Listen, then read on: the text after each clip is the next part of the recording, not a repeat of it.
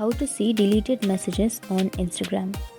So if you want to see the deleted messages, then all you have to do is follow the steps that I'm taking you through. So unfortunately the Instagram don't have that option. What we have to do is go to settings under your phone, and on settings tap on apps and notifications, and here you will receive all the notifications.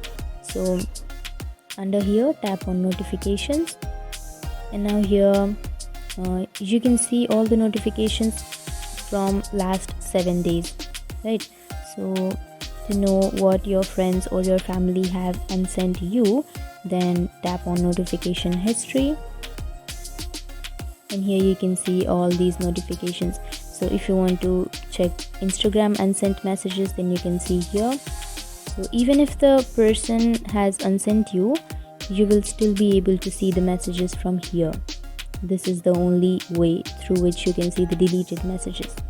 If you want to check the messenger unsent messages, then you can tap on messenger, Viber, or any messages.